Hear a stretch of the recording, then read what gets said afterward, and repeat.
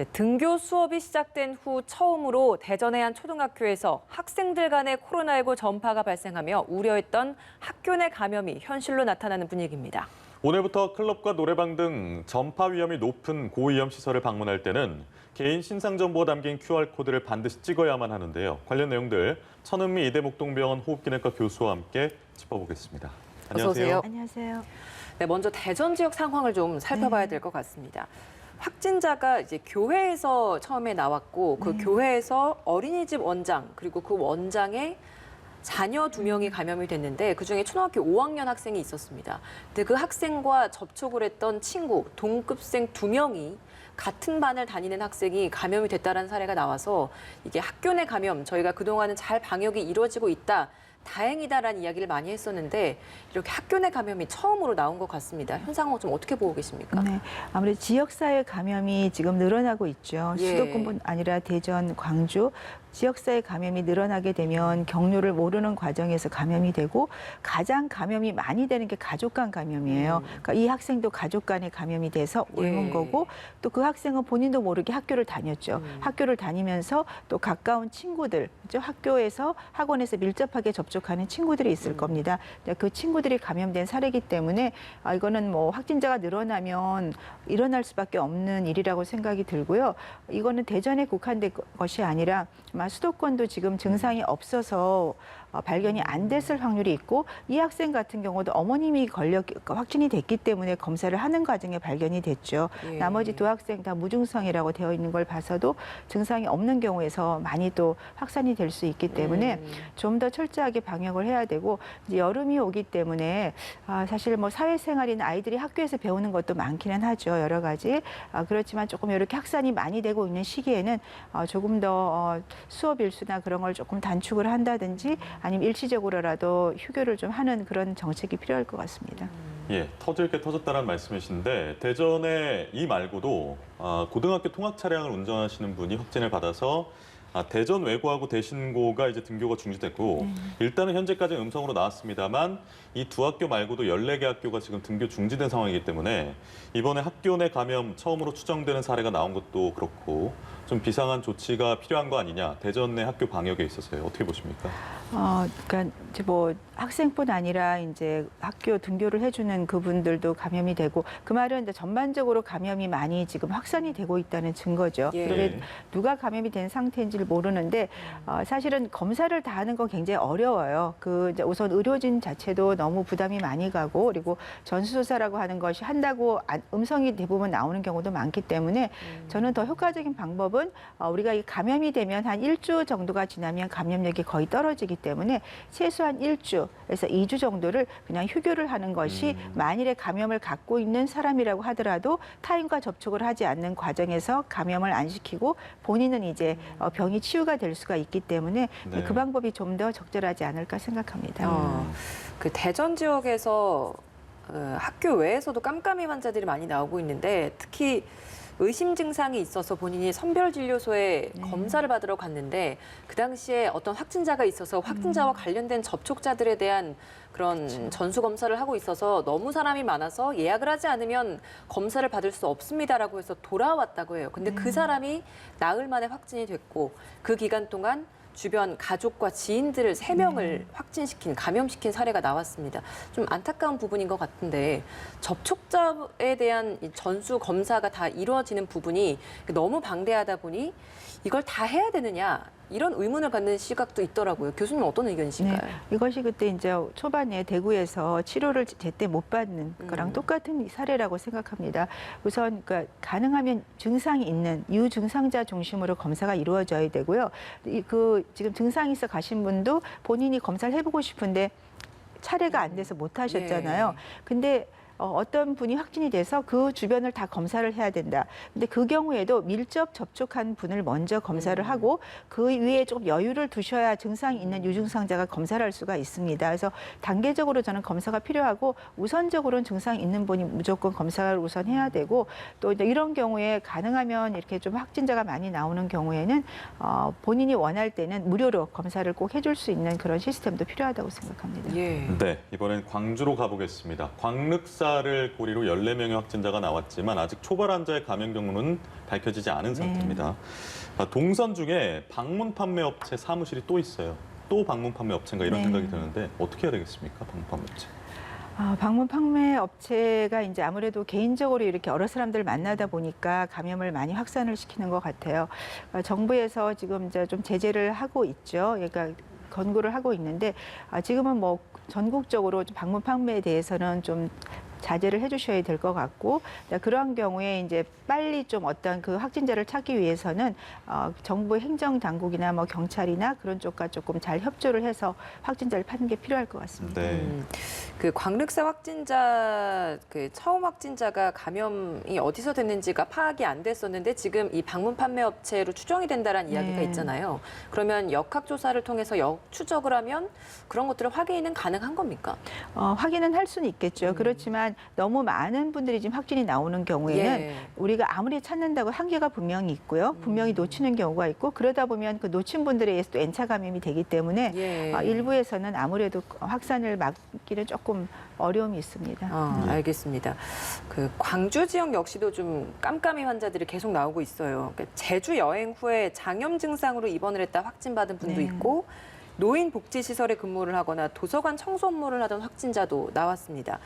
이미 좀 조용한 전파가 광주시 내에서도 좀 많이 퍼진 게 아닐까라는 걱정이 되는데, 확진자들의 동선을 역추적하는 일 말고는 우리가 뭐 할 수 있는 대응이나 이런 것들은 없겠습니까?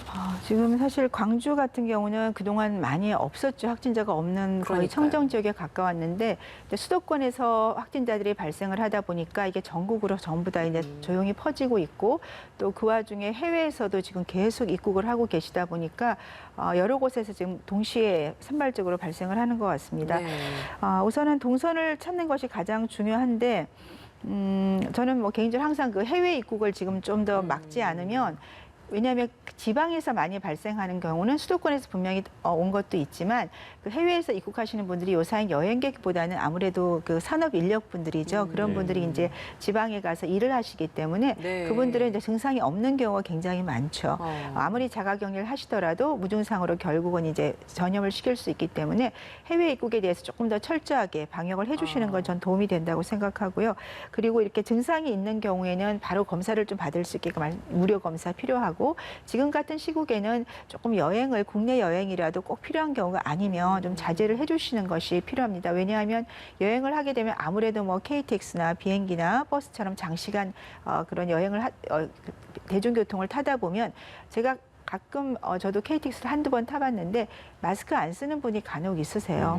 그분들에 의해서 본인도 모르게 감염이 되는 경우 분명히 있다고 생각이 들기 때문에 좀 조심을 하는 게 필요할 것 같습니다. 예. 알겠습니다. 이런 상황에서 방역 당국은 사회적 거리두기 2단계로 상향 조정할 계획이 아직은 없다고 밝혔습니다. 네. 그 근거로 든 게 해외 유입 사례를 제외하면 지역사회 감염은 20-30명대로 좀 조절이 가능한 수준이다라고 얘기했고, 근데 청 교수님께서 얘기하시는 게 항상 중요한 게 내용이다. 감염자의 숫자보다 내용이 중요하다고 말씀하시지 네. 않습니까? 깜깜이 감염 그 비율이 11%를 넘어섰고, 지금 집단 감염도 꼬리를 물고 대전과 광주에서 나오고 있는 상황에서 단계 상향에 대해서 어떤 의견 가지고 계십니까? 지금은 초반에 대구와는 사태가 다르다고 생각합니다. 대구는 대구 한 지역이었지만 지금은 수도권은 2,500만 수도권의 인구에서 지금 발생을 했고, 그것이 지금 대전 뭐 이런 광주까지 전국으로 퍼지고 있는 상황이고, 깜깜이가 지금 11.8, 이거는 이제 이 정도 나왔지만 우리가 어제 항체 검사를 좀 약간 얘기를 들으셨잖아요.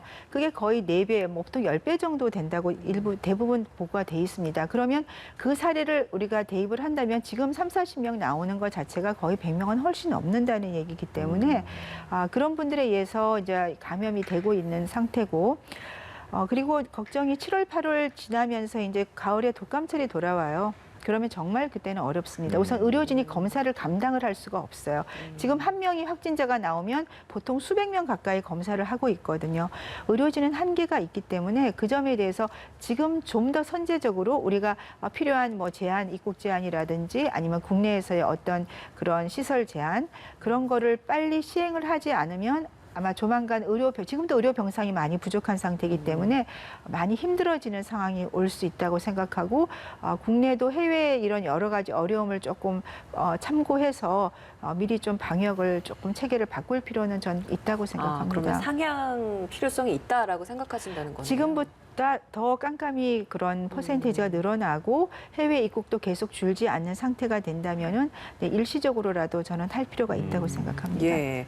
그 인구 면역도 조사를 앞서 좀 언급을 해주셨는데 방역 당국도 어제 얘기한 내용을 보면 본격적으로 시작을 했고 3,000명 정도를 했다고 합니다. 대구 경북 지역도 1,000명 정도를 조사할 예정이라고 하는데 그 대상 선정은 어떻게 하는 겁니까? 네, 우리 그 항체 검사는 우리가 확진 검사는 이제 코를 통해서 바이러스를 유전자를 검사하는 거고요.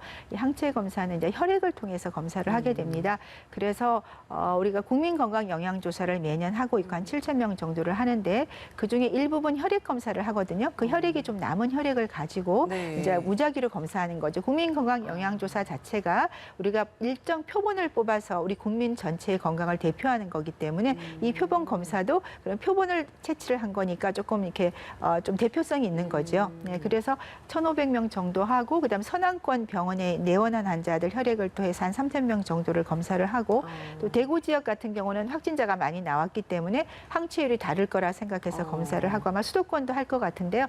전국적으로 지방별로 아마 검사를 해보시면 아마 각각 다르게 나올 확률이 높습니다. 예. 근데 이거 항체 검사를 한다고 해도 이걸 어떻게 활용하느냐가 사실 중요하잖아요. 어떤 식으로 좀 활용을 할 수 있는 겁니까? 그러니까 항체 검사를 하는 목적은 집단 면역력이 우리가 얼마나 되어 있는지를 보는 게 가장 중요한 검사죠. 그리고 집단 면역 평가에 따라서 이쪽은 좀 많이 확진자가 나왔고 이쪽은 좀 더 그럼 감염 경로가 조금 불확실한 확진자들이 많겠구나 추측을 하면 좀 더 방역을 그쪽은 조금 더 세게 할 수가 있는 그런 조금 이점이 있고요. 그리고 또 중요한 것은 이제 아마 평가를 해보시면 알겠지만 굉장히 낮게 나올 확률이 높아요. 그러면 결국은 우리가 방역을 잘했다는 좋은 점도 있지만 빨리 백신이 나올 때까지는 이 상태로 좀 더 철저하게 방역을 하는 게 필요하다는 그런 결론이 나올 것 같습니다. 예. 언급하신 대로 사회적 거리두기의 모종의 상향이 필요할 수도 있는 상황이지만 아직은 그런 계획이 없다라고 밝히면서 방역 당국이 교회 소모임에 대해서 강력하게 규제를 좀 하겠다고 했습니다. 근데 이 소모임이라는 게 뭐 하기 전에 신고를 하고 하는 것도 아니고요. 어떤 식으로 규제를 하겠다는 건지 잘 모르겠어요. 그러니까 권고죠. 권고인데 그 사실은 소모임에서 이렇게 감염자가 많이 나오는 이유는 어렵지 않습니다. 우리가 소모임이란 게 친지들이나 가까운 분들이 모이다 보니까 밀접하게 접촉해서 대화를 하고 그 과정에서 뭐 이렇게 얘기를 하는 과정에 감염도 많이 되지만 이 호흡을 할 때 바이러스가 제일 많이 나와요. 그러면 보통은 한두 시간 이상 같이 모여서 얘기를 하는 과정에서 서로 비말이라든지 그런 호흡에서 나오는 바이러스를 서로 주고받으면서 한 명의 감염자에 의해서 많이 감염이 될 수 있습니다. 그렇기 때문에 이 소규모 모임, 뭐 그런 차 모임이라든지 동호회 모임 같은 경우는 지금 같은 시기에는 저는 온라인으로도 요사이는 많이 하시기 때문에 그런 모임으로 좀 바꾸어 주시면 좋을 것 같습니다. 네. 예. 뭐 개인적인 수칙을 지키는 것도 중요하고 또 사업장에서는 사업장 나름의 방역 지침을 잘 따라주는 것이 굉장히 중요할 텐데 그 차원에서 오늘부터 그 고위험 시설로 분류된 그 시설에서는 전자 출입 명부제, 그러니까 QR 코드를 꼭 찍고 출입을 할 수 있도록 하는 그것이 의무화되게 됐습니다. 뭐 아직까지는 근데 이용률도 굉장히 좀 낮고요. 초반이다 보니까 어떻게 이용을 하는지도 잘 몰라서 어려움을 겪는 경우들도 좀 많이 있다라고 합니다. 이런 것들이 좀 일상화돼야 될 텐데 좀 많이 익숙해지려면 어떤 분이 좀 필요할까요? 사실 이런 명부 QR코드를 찍는 곳은 대부분 약간 고위험 시설에서 시행을 하게 돼 있죠. 그래서 뭐 유용 주점이나 노래 연습장 이런 곳인데 가장 좋은 것은 사실은 국가에서 이런 분들을 이런 사업장에 지원을 해주시고 코로나19가 끝날 때까지 조금 이제 자제를 하게 그러면 우리 국민들이 가지를 않겠죠. 그러면 당연히 발생을 안 합니다, 확진자. 그래서 저는 항상 개인적으로 그런 쪽에 대해서 우리가 재난지원금 같은 걸 전 국민을 주는 것도 좋겠지만 이렇게 조금 뭐 항공이라든지 관광 이런 유흥업소나 이런 노래방 같이 소상공인들이 어려움을 겪고 있는 이 시기를 지낼 수 있도록 지원을 해 주시면 우리 국민들이 안 가는 게 제일 좋고 하지만 지금처럼 이렇게 QR코드를 사용한다면 사실 QR코드 저도 어려워요. 그래서 앞에서 만약 QR코드를 찍어야 된다면 그걸 도와줄 수 있는 인력을 좀 지원하는 게 필요하다고 생각합니다. 그걸 예. 연세가 있는 분이나 처음 하는 분들은 시간이 분명히 걸리거든요. 예. 네, 그런 지원을 좀 필요하고 가장 좋은 것은 우리가 가능한 한 좀 자제하고 그런 게 제일 좋은데 방문을 좀 자제하는 삼가하는 게 게. 근데 국가에서도 좀 지원을 해주셔야 그분들도 이 난관을 이겨낼 수 있다고 생각합니다. 알겠습니다. 말씀하시는 중에 어제 하루 코로나19 신규 확진 현황이 나왔습니다. 전해드리겠습니다. 51명이 새로 확진이 됐습니다. 누계는 12,850명이 됐고요. 신규 확진자 51명 중에서 국내 감염이 36명, 나머지 15명이 해외 유입 사례입니다. 광주에서 많은 숫자가 확진됐습니다. 12명이 나왔고요. 경기가 11명, 서울 9명, 대전 3명, 대구 1명입니다. 추가 사망자는 없어서 오늘 0시 기준 282명을 기록했습니다. 네, 이렇게 좀 광주에서 늘어난 모습을 보이고 있는데 오늘은 특히 이제 서울이나 대전보다도 광주에서 더 많이 나왔습니다. 아마도 광륵사발 이게 어디 뭐 방문 판매 업체 사무실발인지 어딘지는 확실하게 지금 파악되진 않았습니다만 그쪽 영향이 좀 있는 것 같습니다. 네, 그러니까 보면 나오기 시작하면 그쪽에서 막 늘어났다가 예. 또 그쪽을 전수조사를 하면서 좀 줄고 이런 패턴을 계속 하고 있죠. 예. 그럼 앞으로 또 다른 지역에서도 분명히 나올 수가 있다고 생각하거든요. 그래서 사실 숫자보다는 말씀드렸지만 계속 우리가 방역을 철저히 해야 되는 게 중요하고 오늘도 보시면 해외에서 입국자가 꽤 있습니다. 예. 그래서 예. 그 점을 같이 동시에 관리를 하는 게 필요한데요.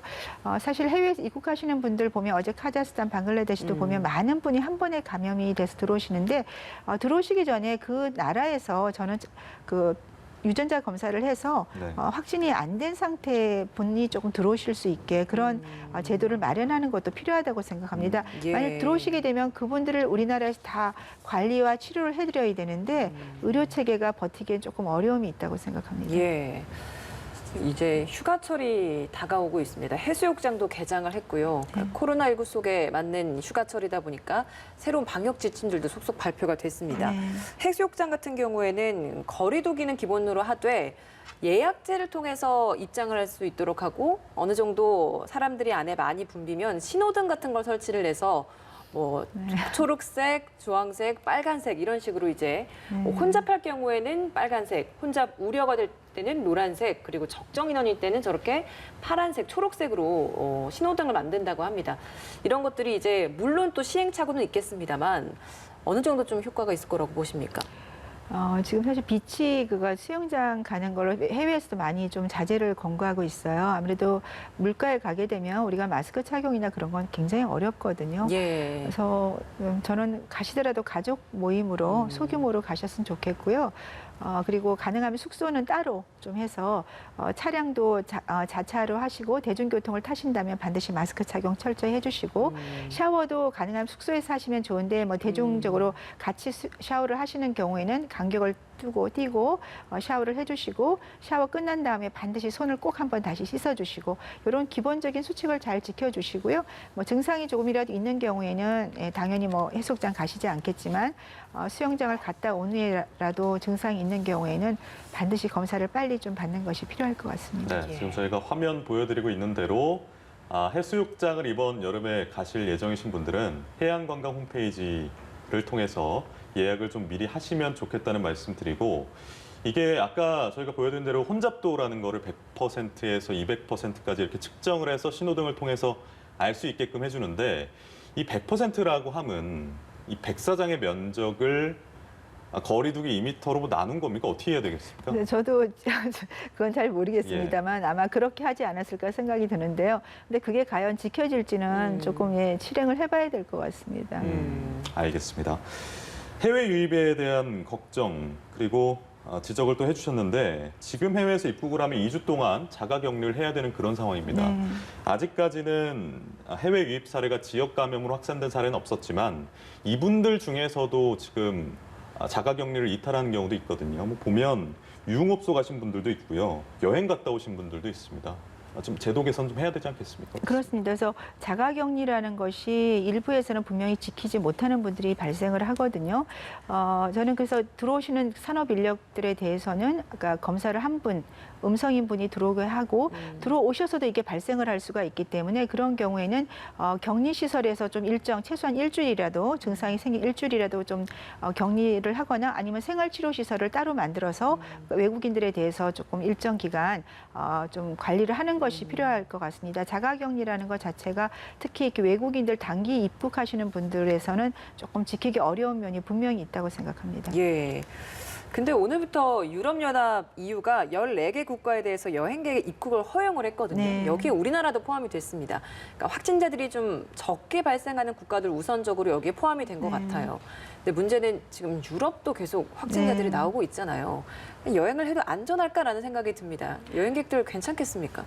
지금 여행을 하시는 거는 저는 위험이 매우 높다고 생각합니다. 특히 여행을 되면 유럽으로 가시는데 유럽이 많이 발생하고 있고 갔다 오시면 결국 2주간 자가격리를 하셔야 되기 때문에 조금 올 여름은 해외여행보다는 국내에서 가족 모임으로 하시는 것을 권고드립니다. 예, 마지막으로 이 질문 하나만 좀 드려보도록 하겠습니다. 치료제가 아직 코로나19에 딱 맞는 치료제가 개발되지 않았기 때문에 그 대안적인 치료제로서 렘데시비르가 많이 거론이 되고 있고 오늘부터 국내에 이게 공급이 된다라고 합니다.